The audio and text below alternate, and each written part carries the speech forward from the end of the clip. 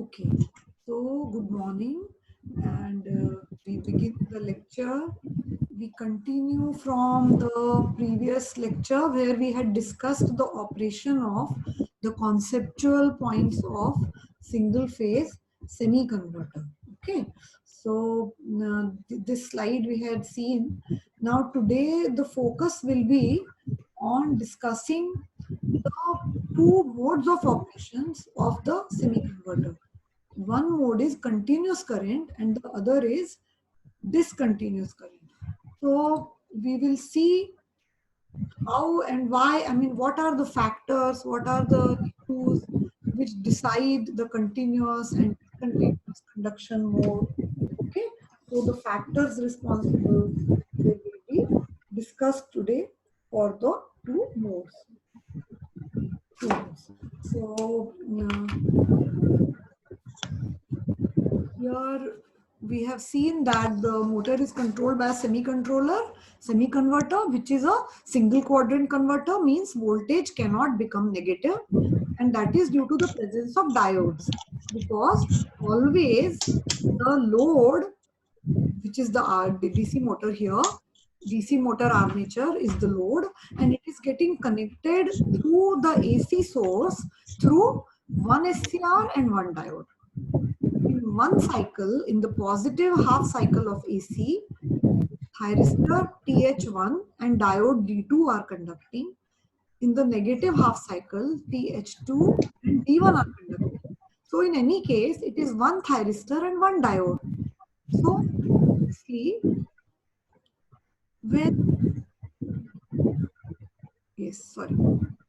So obviously, at omega t is equal to pi, the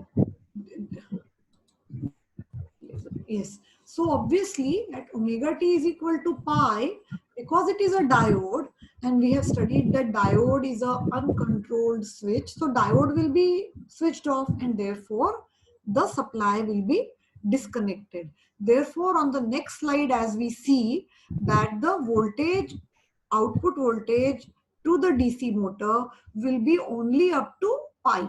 So it will be from, this is, let us say firing has happened at alpha and whatever alpha A or what it is written. So at this angle there is firing, this whole voltage appears across the armature and here the voltage becomes zero. Okay. So voltage becomes zero here. After that, the next pair of devices is conducted here and the negative cycle is like this. So because this point becomes positive, so here the second portion comes like this. So you know that the power is supplied through thyristor 1 and D1 and then thyristor 2 and D2, which is clear. Then in current, continuous current, we have seen that due to the flywheel, power is stored in the inductor and the inductor freewheels. Like at, remember that at omega t is equal to pi, the supply is disconnected from the motor. Okay. But then what happens? The supply is disconnected from the motor. Okay, the screen is not going up. Huh. So, but what happens is the supply is disconnected, no voltage here. So only back EMF is here and the current is flowing, IA is flowing like this, and suddenly the motor is disconnected from the source, but the power will keep flowing through the motor, this, like this. Okay. Current will keep flowing like this. Current will be maintained. Of course, the current will start decreasing because there is no source voltage now, and the current has to overcome the back EMF also. And energy during this period, the energy stored in the inductor will be released. Okay. Another thing is कि inductor, you know, inductor opposes any change in current. Inductor opposes di by dt. You know this. पता है ना कि inductor ना तो current को जल्दी देता है ना घटने देता है, you know. So therefore the current inductor will let the current flow. एकदम से current will not become zero because inductor will delay the drop of current, या decrease in current, rate of decrease in current, and therefore the current may not become equal to zero till TH2 and D1 are triggered. अब यहाँ सीधी सी बात है, 2 operating modes exist, okay.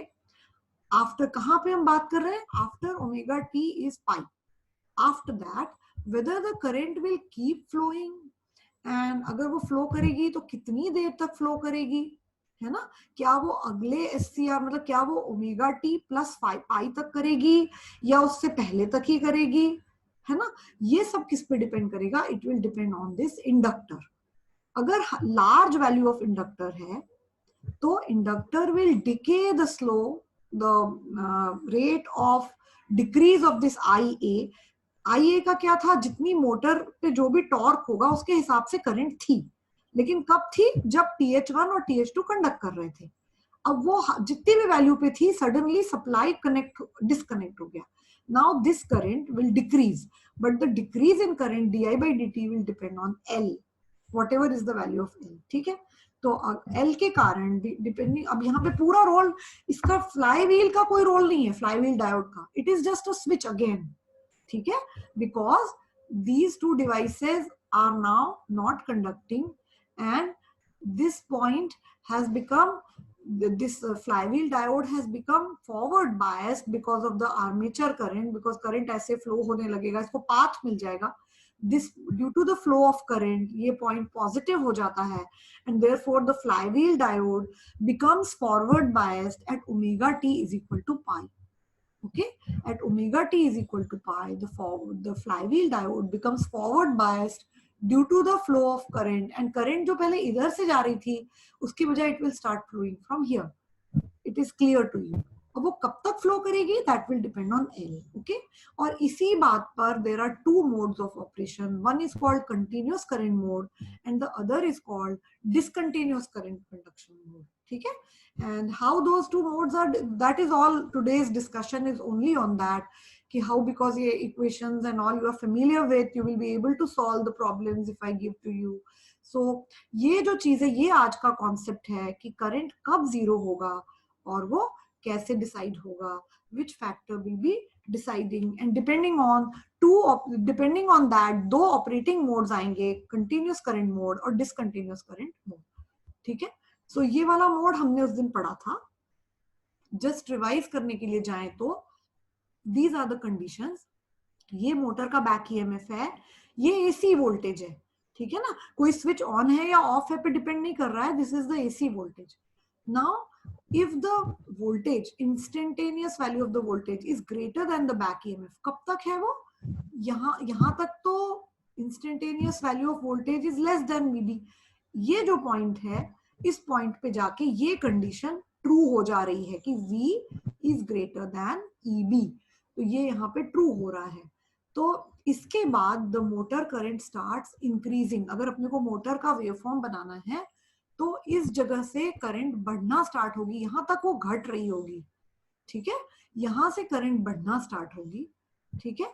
अब उसके बाद, अच्छा इधर एक और भी पॉइंट था ना कि V is equal to EB, वो यहाँ नहीं आया है, हाँ वो पिछली स्लाइड पे था जो आपसे शेयर किया।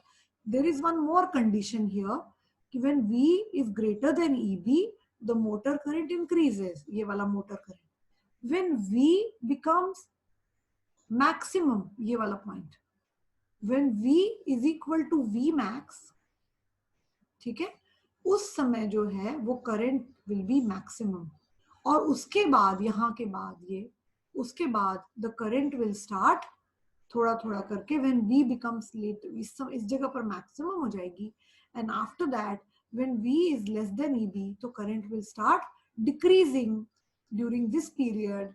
अब कहाँ एनर्जी की अगर बात करें तो energy taken from the source plus energy stored in the inductance is equal to energy supplied to the load. तो इस तरीके से ये इंडक्टर, मतलब ये वाला जो लाइन के जो ये बैक EMF की लाइन के ऊपर जो पोर्शन है उस समय इंडक्टर चार्ज हो रहा है, और जो बैक EMF की लाइन के नीचे वाला पोर्शन है उसमें इंडक्टर डिस्चार्ज हो रहा है, और ये दोनों हमेशा बराबर होंगे क्योंकि जितना चार्ज होगा उतना ही डिस्चार्ज होगा। तो या तो ये दोनों बराबर होंगे या ये जो नीचे वाला है ये इससे ऊपर वाले से छोटा हो सकता है, ये वाला, बट ये बड़ा नहीं हो सकता बिकॉज जितनी एनर्जी उसमें स्टोर्ड है उतनी ही तो वो दे पाएगा, उससे ज्यादा तो नहीं देगा। अच्छा, क्योंकि this is the voltage axis, okay. So this जो हैच्ड पोर्शन है, अगर ये वोल्टेज इनटू करंट को ओपन करेंगे तो ये पावर या एनर्जी हो जाती है ये इस जगह पे, ठीक है, which is represented by ELA, okay. And after that ये जो पर्टिकुलर ये पिक्चर है, this is for continuous current conduction, okay. This is continuous current conduction, therefore हम ऐसा मान के चल रहे हैं कि इंडक्टर में इतनी पावर स्टोर हो गई है during the positive half cycle when TH1 and D2 were conducting, when the source V was connected to the motor current was flowing, तो उस टाइम पर इसमें इतनी एनर्जी स्टोर हो गई है, इंडक्टर और कैपेसिटर आपको पता है एनर्जी स्टोर करते हैं, कि वो जैसे ही यहाँ पे सोर्स कट हो गया, सोर्स डिस्कनेक्ट हो गया मोटर से, तो इंडक्टर की वजह से करंट मेंटेन्ड रहेगी। Inductor will not allow this current, नहीं तो यहाँ पे जैसे वोल्टेज जीरो हो गया ना, वोल्टेज जीरो हो गया लोड का, ये तो एसी वोल्टेज है, पर अगर अगली स्लाइड पे हम जाएंगे तो आप देखेंगे इस जगह पर load voltage VA becomes zero, तो current would also have become zero, but no, current does not become zero, current keeps flowing, ये हम देख रहे हैं, और करंट कभी भी जीरो नहीं हो रही है, लगातार बह रही है। और ये तो एक्चुअली सही पिक्चर नहीं है, मैं आपको अगली स्लाइड में और सही दूंगी। करंट का एक्चुअल वेवफॉर्म ये जो नीचे लिखा है उसके हिसाब से बनेगा, ओके। इसकी एक लाइन भी मिस हो गई है, वो स्लाइड जो मैंने अपलोड करी थी उसमें वो था, so I will add it and give you. So actual, this is not the actual waveform, यहाँ पर तो the waveform is being shown कि current almost uniform है, and ये क्यों almost uniform है, because inductor is not allowing the current to change. So almost steady state, भले ही voltage zero है बट मोटर को स्टेडी करंट मिल रहा है, इस IA की वजह से motor is developing a steady torque, and therefore the operation is in continuous current mode and the motor is able to operate very well in very good condition, okay, no, without any jerky or without any disadvantages. So continuous current mode is the ideal mode. So here in this particular waveform, we are able to see the supply voltage, AC voltage and the armature current. ठीक है, ये supply voltage, supply current इसमें नहीं है, this is supply voltage and armature का current है ये, and ये चीजें बता रही है कि कौन कौन कब कब कंडक्ट कर रहा है। सो यहां से लेके यहां तक, जब तक अगला पेयर ऑफ डिवाइसेस, जब तक फिर से दोबारा से इस पॉइंट पे क्या हुआ, दोबारा से सप्लाई कनेक्ट हो गया लोड से, एंड नेचुरली पॉजिटिव ही हुआ। मैंने आपको पिछले डायग्राम में बताया था कि AC वेव प्लस, यहाँ पे इस जगह पे क्या होगा, पाई प्लस अल्फा पे लोड को, मोटर को पॉजिटिव वोल्टेज ही मिलेगा, motor voltage will be positive only, we had seen ना, जब TH1 और D2 कंडक्ट कर रहा है, या TH2, ये अब नेगेटिव हो गया, ये पॉजिटिव हो गया, तो ये नेगेटिव हाफ साइकिल में ये नेगेटिव, ये पॉजिटिव, तो ये पॉजिटिव पॉइंट यहाँ से आके इधर आ गया है, तो AC की नेगेटिव साइकिल है बट मोटर को तो पॉजिटिव ही वोल्टेज मिल रहा है, दैट वी हैड सीन, ठीक है ना। सो ये वेवफॉर्म्स को ध्यान से समझ लो, ये इतना टाइम हम इसमें इसीलिए दे रहे हैं कि बिकॉज ये एक साइकिल एक्सप्लेन कर रहा है, the same thing will happen if you understand this, तो किसी भी टाइप के कन्वर्टर का waveform you will be able to make very easily. ये अब हो गया कंटिन्यूअस करंट के लिए ही ये वोल्टेज वेवफॉर्म, ठीक है ना।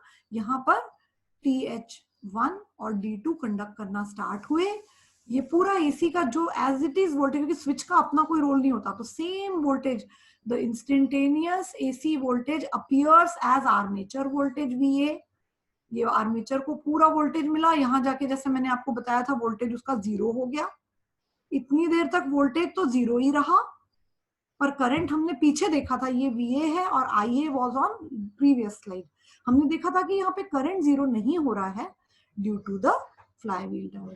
फिर इस जगह पे फिर दूसरे डायोड कनेक्ट, अब क्या हो गया, TH2 एंड D1 कंडक्ट कर रहे हैं, फिर यहाँ पे फिर सेम चीज रिपीट हो रही है, this is complete one AC cycle यहाँ तक 2 पाई तक, इसके आगे पूरा के पूरा ऐसा ही रिपीट होगा। तो ये जगह पे फ्लाईव्हील डायोड, इस जगह पे SCRN डायोड, यहाँ पर फ्लाईव्हील डायोड, यहाँ SCRN diode, and alternate pairs will conduct. This is very clear, okay, with reference to time. Now coming to the, यहाँ पे as I told you there are 4 quantities. एक है AC voltage, instantaneous value या maximum जो भी, मतलब wave form तो instantaneous का ही बनेगा। AC voltage and AC current, जिसको अपन सोर्स करंट बोलेंगे, this is the source current. दूसरा है armature voltage VA and armature current IA. तो यहां अपन ने उल्टा लिया है, डीसी साइड का वोल्टेज और एसी साइड की करंट, और पिछले स्लाइड पर, इस स्लाइड पर एसी साइड का वोल्टेज और डीसी साइड की करंट। ठीक है, we are trying to show, सारों को हम एक साथ भी ले सकते हैं, बट इस स्लाइड पे हमने ऐसे लिया हुआ है, अगले में हम एक साथ लेंगे। So you see what happens here, ये वाला wave form is very clear. इसमें चेंज आ जाएगा जब आप फुल्ली कंट्रोल कन्वर्टर, ये सब किसके हैं wave forms, they are all for semi converter, these are all armature voltage and current wave forms for semi converter. अब बात करते हैं करंट का क्या होता है सोर्स साइड से। तो सोर्स साइड में जब तक आपने एससीआर को फायर नहीं किया था, करंट फ्लो होगा क्या, नहीं होगा, because the load is not connected to the source unless the switch is on. Source है अपनी जगह पे, लोड है अपनी जगह पे, पर उनको जोड़ने वाली कड़ी क्या है, TH1 एंड D2 या TH2 एंड D1, तो वो तो यहाँ है ही नहीं। तो therefore current is not flowing, यहां तक कोई करंट फ्लो नहीं हो रही है। जैसे ही आपने इसको ऑन किया, हम ऐसा मान रहे हैं कि करंट सडनली पूरा स्टेडी स्टेट वैल्यू तक आ गई, ऐसा अपन मान रहे हैं, एक्चुअली ऐसा नहीं होगा। सो करंट यहां तक आ गई, स्लाइटली बढ़ती भी जा रही है वो। और how what will be the value of current when SCRs are turned on, what will be the value of current, the current will depend on what, बताइए जल्दी से कोई, ये करंट कितना है ये कैसे पता चलेगा हमें, या कौन सी क्वांटिटी पे डिपेंड करेगा कि करंट इतना ही क्यों है, ये छोटा भी हो सकता था इससे स्क्वायर, है ना, इसकी वैल्यू इतनी क्यों है, इससे कम यहाँ इतनी क्यों नहीं है, कैसे पता चलेगा, जल्दी बताओ, बोलो बोलो। जब जब SCR ऑन है या जब कन्वर्टर ऑपरेट कर रहा है, तो करंट की वैल्यू किस पे डिपेंड करती है, फायरिंग एंगल तो कन्वर्टर के कंट्रोल सर्किट पे डिपेंड करता है ना। वोल्टेज कितना होगा वो किस पे डिपेंड करता है, एसी की वेवफॉर्म पे डिपेंड करता है, जो भी वेवफॉर्म है वही का वही आएगा। स्विच अपनी तरफ से कोई बदलाव तो कर नहीं सकता, बस वो ऑन ऑफ कर सकता है ना। और अब बात लोड आती पे है, डिपेंड करेगा, हाँ बताओ बताओ।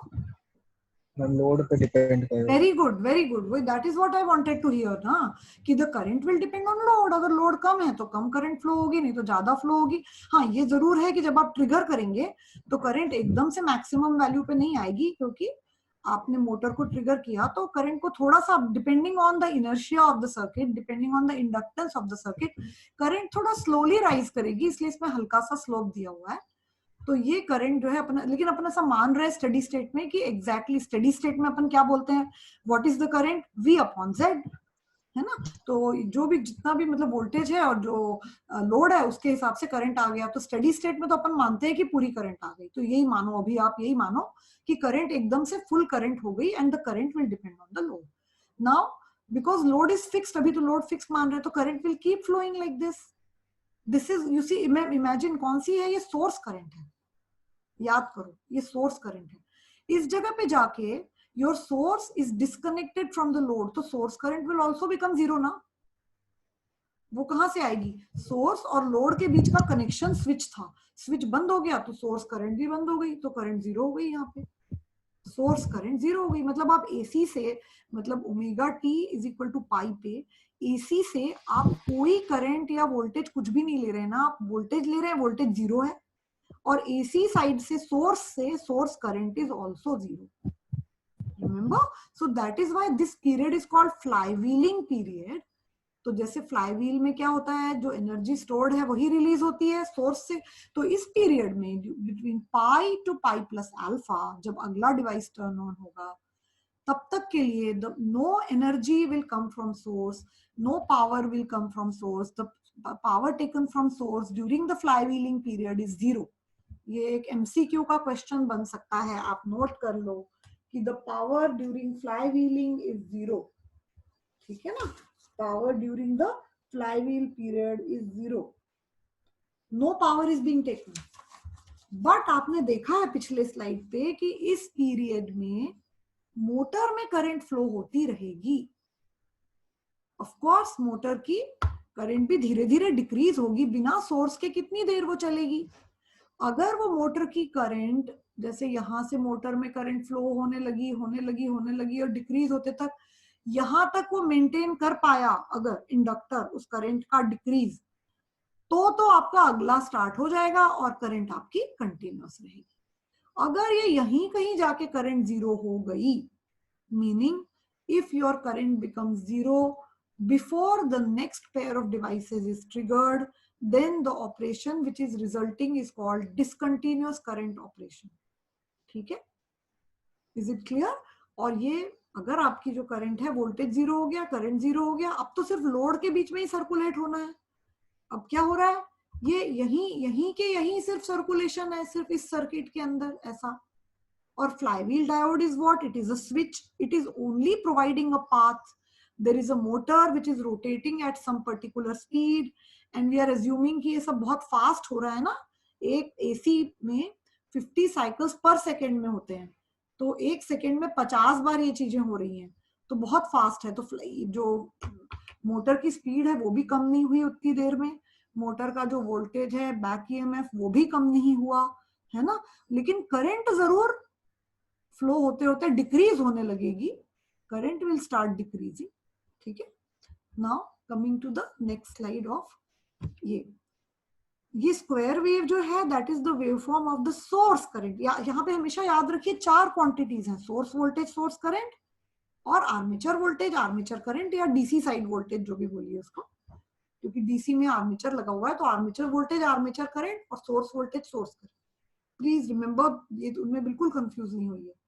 नाउ अगर आप ये वाली जो वेव है आपकी स्क्वायर वेव बन गई आपकी एसी वेव, सोर्स में से तो कोई करंट नहीं आएगी इस जगह पे, लेकिन मोटर में करंट फ्लो होगी, मोटर में करंट फ्लो होगी। तो अगर आप इन चार क्वांटिटीज को देखिएगा तो इस समय आपका सोर्स करंट जीरो है, आर्मेचर वोल्टेज जीरो है, सोर्स वोल्टेज जीरो नहीं है, सोर्स वोल्टेज इस जगह पे जीरो नहीं है, वो नेगेटिव हो चुका है, बट वो लोड को नहीं मिल रहा है। वो अपनी जगह पे नेगेटिव हो या कुछ भी हो, क्या फर्क पड़ रहा है, वो डिस्कनेक्टेड है। ठीक है, तो इस तरीके से आप चारों क्वांटिटीज को समझिए। नाउ अगर आप इसका इक्विवेलेंट बनाएंगे हार्मोनिक एनालिसिस करके, ये एक स्क्वायर वेव को फंडामेंटल प्लस हार्मोनिक्स में जोड़ेंगे तो इस टाइप की कुछ ये फंडामेंटल एसी वेव बनेगी। तो मीनिंग वी एज्यूम दैट ये जो डैश लाइन है this is the source current, we are assuming it to be like this, but in practice ये जो स्क्वायर वेव है उस टाइप से है। व्हाट डज इट मीन कि if you actually analyse this wave, ये ऐसी सोर्स की ये दशा क्यों हो गई, सोर्स करंट की इतनी बुरी हालत क्यों हो गई है एसी करंट की, क्योंकि आपका लोड जो है वो स्विचिंग मोड में है। लोड को आप स्विच ऑन स्विच ऑफ कर रहे हैं, डीसी मोटर को आप ऑन ऑफ कर रहे हैं थायरिस्टरों की मदद से, तो इससे हार्मोनिक्स पैदा हो गए ना सोर्स साइड में, because the source wave gets distorted. नहीं तो एसी करंट तो हमेशा बढ़िया ऐसी ऐसी होती है, ऑल्टरनेटिंग वेव, है ना। अगर आप आपके घर में जो पंखा चल रहा है या जो बल्ब जल रहा है, अगर आप उसकी करंट देखेंगे तो वो तो कॉन्स्टेंटली ऐसी आती, पूरी सीधी करंट आएगी ना नॉर्मल, बट यहाँ पे ऐसी करंट आ रही है। इस करंट को अब हमको समझना है कि भाई इस करंट का तो do you have any equations, अगर आपको सोर्स करंट का कुछ भी निकालना है पावर वावर, तो you do all your equations are design keeping in mind that the quantities are Im sin omega t type, means all quantities in AC are assumed to be sinusoidal waves. So आप इसका कुछ नहीं कर पाएंगे square wave का, इसीलिए फिर Fourier जी जो है वो मदद के लिए आए।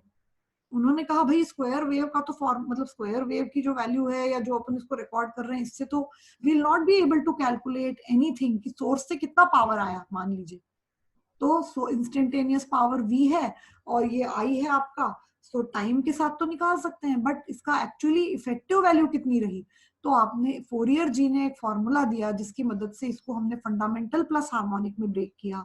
ये जो फंडामेंटल है इसमें से जो फंडामेंटल निकला वो यहाँ दिखाया गया है, हार्मोनिक्स यहाँ नहीं दिखाए गए हैं, but there will be harmonics also. Harmonic जो होंगे वो 0 से लेके पाई के बीच में अगर उनकी फ्रीक्वेंसी 2 है तो 2 बार वो ऐसे ऐसे हो जाएंगे ऊपर नीचे, है ना। 3 है तो वो 3 साइकिल आ जाएंगे उनके। तो हार्मोनिक्स जो हैं they are multiple frequency harmonics.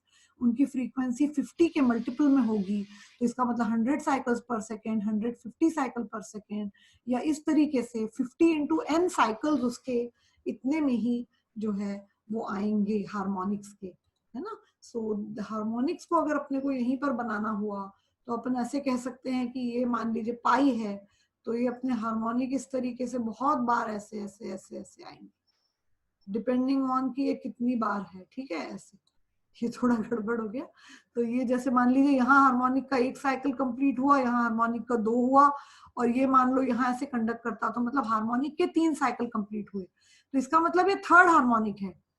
AC नहीं है, थर्ड नहीं है, आधे में 3 कंप्लीट हुए, ठीक है।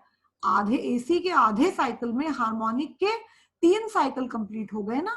ये एक हुआ, ये दूसरा हुआ, और ये तीसरा साइकिल कंप्लीट हुआ। तो इसका मतलब ये हुआ कि 3 दूना 6, तो ये 6th हार्मोनिक हो गया आपका। अंडरस्टैंड कि व्हाट इज हार्मोनिक्स।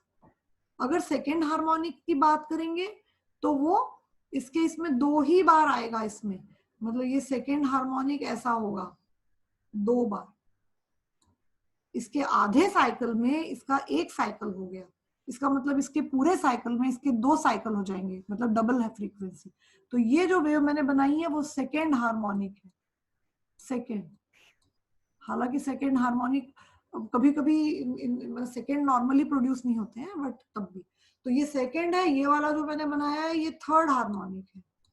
ओके, सो यहाँ पे बनाया नहीं गया है, but any given square wave, any given square wave can be broken down into one fundamental. Fundamental is exactly similar to the AC wave. जैसे AC sinusoidal standard AC wave होती है 50 cycle की, तो you can break any distorted wave shape. ये हो सकता है practically देखो तो स्क्वायर भी ना हो, कुछ अजीब सा ही शेप हो, तो you can resolve it into fundamental plus harmonics.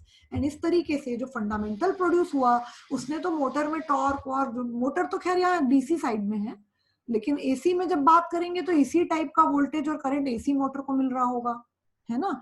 तो ये मान लीजिए इन्वर्टर होता, तो इसमें से जो ये फंडामेंटल कंपोनेंट आपको दिख रहा है, ये फंडामेंटल कंपोनेंट टॉर्क प्रोड्यूस करेगा, और ये सारे जो हार्मोनिक्स हैं ये सब मिला के लेट अस अज्यूम कि this plus this fundamental is equal to the square wave. ऐसे मान लीजिए आप अभी के लिए कि square wave is equal to fundamental, this fundamental plus second plus third. तो ऐसा अगर है तो there will be 1 fundamental torque, 1 second harmonic torque, 1 third harmonic torque. तो ये दोनों तो किसी काम के नहीं रहेंगे, ये बेकार है। only this one will be useful, this will be the useful torque, useful torque, useful power, जो भी कहिए। हार्मोनिक से तो कुछ नहीं होगा, सिर्फ लॉसेस वगैरह बढ़ेंगे, क्योंकि हाई फ्रीक्वेंसी रहती है तो कॉपर लॉस, वो सॉरी आयरन लॉस वगैरह सब बढ़ जाते हैं, हीटिंग हो जाती है हार्मोनिक्स के कारण because the frequency is high.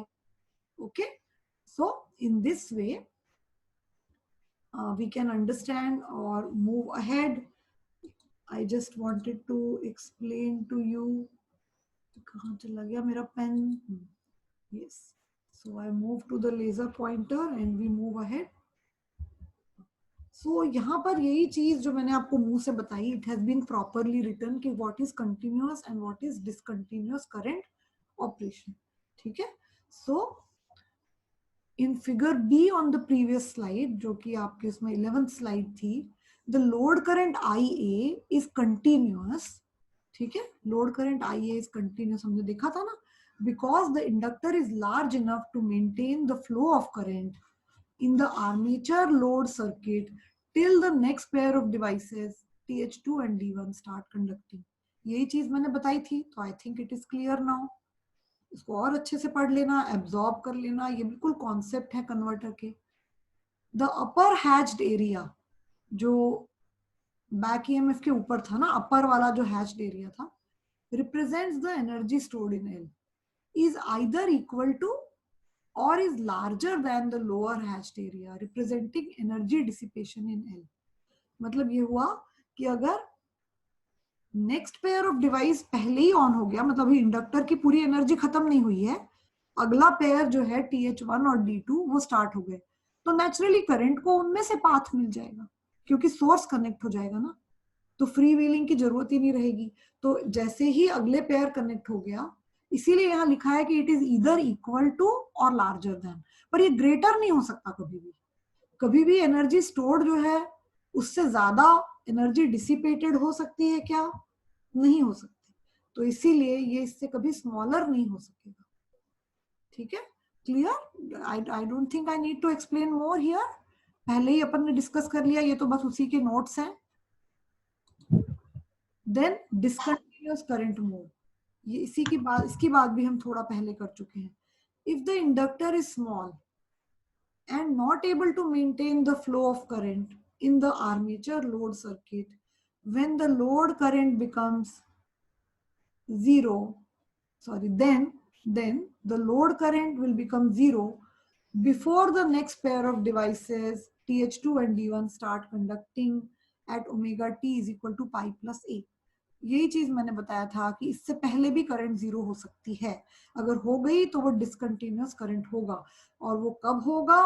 जब आपका ये दोनों एरिया इक्वल हो जाएंगे, लेकिन अल्फा अभी आया ही नहीं है, पाई प्लस अल्फा अभी आया ही नहीं है, आपकी जितनी एनर्जी स्टोर थी डिसिपेट हो गई, पहले ही डिसिपेट हो गई। ठीक है, अल्फा तक नहीं चली। पुरानी स्लाइड में ये पूरी एनर्जी अल्फा तक, ये पूरी एनर्जी यहाँ अल्फा तक चली थी, पाई प्लस अल्फा तक। अगर यहीं ये खत्म हो जाती, ये दोनों यहीं पर इक्वल हो जाते, ये जितनी स्टोर्ड थी वो यहीं खत्म हो जाती, तो डिसकंटिन्यूअस करंट मोड आता। आई थिंक ये बहुत अच्छे से अपन ने अब एक्सप्लेन कर दिया है। अब ऐसा कब होता है discontinuous current? This happens because the upper hatched area representing energy stored in L is smaller than, देखिए यहाँ इक्वल या लार्जर था कंटिन्यूअस करंट में, is smaller than the lower hatched area representing energy dissipation in L। Smaller तो कभी वो हो ही नहीं सकता, ये स्मॉलर इसलिए बोल रहे हैं कि अगर अपन इससे कंपेयर करें पाई तक के लिए, पाई प्लस अल्फा तक के लिए, तो वो उससे कम है। ठीक है, स्मॉलर एक्चुअली ये कंडीशन एज सच कभी नहीं हो सकती, स्मॉलर तो होगा ही नहीं, वो उसी समय खत्म हो जाएगा, जैसे ही एनर्जी खत्म हुई वो खत्म हो जाएगा। ठीक है, सो बट हम ये हैच्ड एरिया तो बना ही सकते हैं ना, यहाँ तक का, हम यहाँ तक एक पूरा अगले पाई तक का ये हैच्ड एरिया बना सकते हैं। पर अगर ये एरिया इस एरिया से कम है तो ये यहीं कहीं खत्म हो जाएगा, फ्लाई व्हीलिंग यहीं खत्म हो जाएगा और इस जगह पे वोल्टेज जीरो हो जाएगा। ठीक है, so this is what we go to the next slide now. This is the discontinuous armature current operation. ठीक है, डिसकंटिन्यूअस करंट ऑपरेशन में क्या हो रहा है, आपने यहाँ ट्रिगर किया, आप यू आर वेरी, ये चारों वेवफॉर्म हमने अब एक साथ ही ले लिए हैं यहाँ पे, क्योंकि एक साथ ही अब इसको समझा सकते हैं। You are familiar now, back EMF आपको मालूम ही है, फिक्स्ड रहेगा। ठीक है, you triggered the devices here, तो आपका TH1 और D2 ये यहाँ पे आपके ऑन हो गए। ठीक है, फिर ऐसे करते करते जितना भी EB है उसके हिसाब से ये हैच्ड एरिया हो गया। तो meaning this becomes the energy stored in your inductor, whatever is the value of inductor, उसके हिसाब से ये एनर्जी स्टोर्ड है। After that, now what happens? This energy got finished before pi plus alpha, and therefore यहीं पर आपका fly wheeling खत्म हो गया। सो दे अब आपके ओमेगा टी और पाई और अल्फा के अलावा एक और टर्म आ गया, एक और एंगल आ गया, which is called beta. Beta is called the conduction angle. Why is it called conduction angle? क्योंकि if you look at this, beta पे आपकी अब करंट जीरो हो जाएगी। तो ये जो आपकी आर्मेचर करंट ऐसे ऐसे ऐसे इतरा इतरा के कंटिन्यूस चल रही थी, अब वो बीटा पर ही जीरो हो जाएगी। फ्लाई व्हीलिंग भी सिर्फ यहीं तक हो पा रहा है, उसके बाद करंट जीरो हो गई, और अगली बार अब ये तभी ऑन हो पाएगी जब अगले डिवाइसेस ये दोनों कंडक्ट करेंगे। ये वाले, ये आपका लोड का वोल्टेज है, तो आप देखेंगे कि इसमें एक ये हिस्सा भी आ जाएगा, बिकॉज ये लोड वोल्टेज पाई से बीटा तक ही जीरो रहेगा, उसके बाद लोड के across EB will appear, EB will appear. क्यों? क्योंकि जब करंट फ्लो हो रही थी तब ये ईबी अपीयर नहीं हो रहा था, अब वो सर्किट ओपन हो गया। तो मोटर के अक्रॉस क्या है उस समय, अगर आप मोटर के अक्रॉस मेजर करेंगे तो आपको सिर्फ बैक ईएमएफ मिलेगा। और इस जगह पे जाकर आपने डिवाइसेस, दूसरे जो थायरिस्टर पेयर था, थायरिस्टर डायोड पेयर, उसको ऑन कर दिया, तो इमीडिएटली ये जो पोर्शन है वो क्या है, ये एसी वेव का टुकड़ा है। ये क्या है, बैक ईएमएफ का टुकड़ा है। तो इस तरीके से if you look at the x-axis, omega t axis, it consists of now many periods from 0 you can say till beta, ये beta है angle, till 0 to beta, okay, there is no voltage, zero, load voltage is zero. From beta to alpha, load voltage is equal to back EMF. इसकी जरूरत इसलिए है क्योंकि अब आपको ये इसको इंटीग्रेट करके आउटपुट वोल्टेज निकालना पड़ेगा ना। लोड का वोल्टेज क्या है पता होना जरूरी है ना, और कन्वर्टर की प्रोग्रामिंग के लिए भी ये सब कंडीशंस जानना जरूरी है कि ऐसा हुआ तो क्या होगा, वैसा हुआ तो क्या होगा। So the load voltage is zero from here to here, this is beta, this is angle beta. From beta to alpha it is equal to the back EMF of the motor which will depend on the speed of the motor, जो भी speed होगी। From alpha to pi it is equal to small v, the instantaneous value of AC voltage. Then from pi to let us say pi plus beta या जो भी है ये, this angle, अगर इसको हम कंडक्शन एंगल बोल रहे हैं तो फिर इसमें से यहाँ ये वाला जो है पाई माइनस बीटा हो जाएगा, है ना, समझने की बात है। So from here to here again zero, पूरा साइकिल देखिए रिपीट हो जाएगा, ये यहाँ तक ये भी पूरा ऐसे रिपीट हो जाएगा, फिर बैक ईएमएफ एंड फिर नेगेटिव साइकिल जो कि पॉजिटिव हो गया। यहाँ पे जाके आपका एक साइकिल एसी का कंप्लीट हो।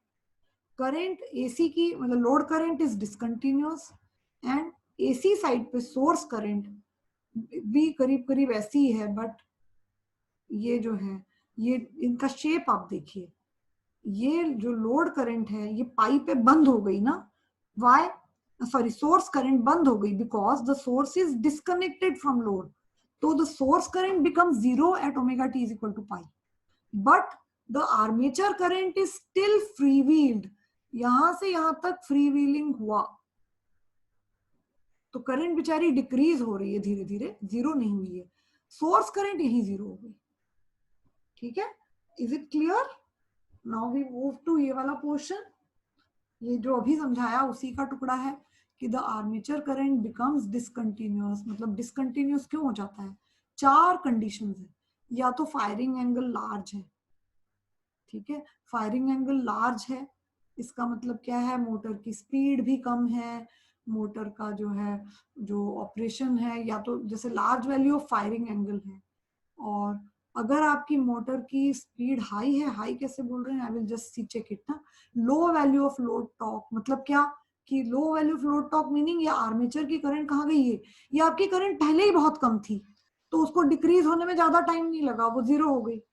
अगर करंट बहुत हाई है तो उसको डिक्रीज होने में कम टाइम लगेगा, तो मतलब अगर लो वैल्यू ऑफ लोड टॉर्क है तो लो करंट है तो वो जल्दी डिक्रीज होगी। सिमिलरली अगर आपका इंडक्टेंस की वैल्यू कम है अगर सर्किट में, ठीक है ना, लो वैल्यू ऑफ इंडक्टेंस है तो वो भी आपको करंट के डिक्रीज को रोक नहीं पाएगा, DI by D T decrease जो है करंट का उसको रिड्यूस नहीं कर पाएगा। तो इसका इसलिए जो सोल्यूशन भी यही होता है, if you want that your motor should not go to discontinuous current mode, तो you have another, ये मोटर का इंडक्टेंस तो कम ही होता है, so you add additional inductance in the circuit, क्योंकि अगर एडिशनल इंडक्टेंस होगा तभी तो यहाँ ज्यादा एनर्जी स्टोर होगी और ज्यादा देर तक चलेगी। ठीक है, so discontinuous current operation results in deterioration of motor performance. जैसे हार्मोनिक से डिटीरियोरेट होता है, डिसकंटिन्यूअस से भी होता है, क्योंकि the ratio of peak current to average armature current, ये जो आर्मेचर करंट है इसका पीक और इसका एवरेज जो है वो रेशियो जो है वो इंक्रीज हो जाता है। इसका मतलब क्या हो गया, पीक टू एवरेज इंक्रीज होता है, मतलब एवरेज वैल्यू कम हो जाती है पीक के मुकाबले में। ठीक है, तो आपका सभी आपको नुकसान हो जाता है, means your performance gets deteriorated.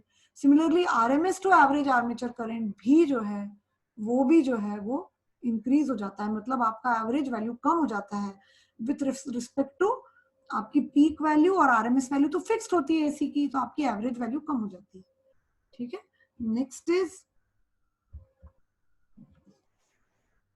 armature current becomes zero at omega t is equal to beta. Beta is known as the extinction angle. To maintain continuous current operation, an external choke can be used which reduces the rate of decay of the armature current during freewheeling. तो ऐसा करने से अगर current zero नहीं हुई, देखिए मतलब हर कुछ करंट पे ही डिपेंड कर रहा है. ठीक है. तो एवरीथिंग डिपेंड्स ऑन करंट. अभी अपना समय कंप्लीट होने वाला है. आज मैं आपकी लिंक एक्सटेंड नहीं कर रही हूँ. ठीक है. एंड आई विल इतने आपके पहले वो चढ़ा देती हूँ, और उसके बाद जो है आज का क्लास यहीं तक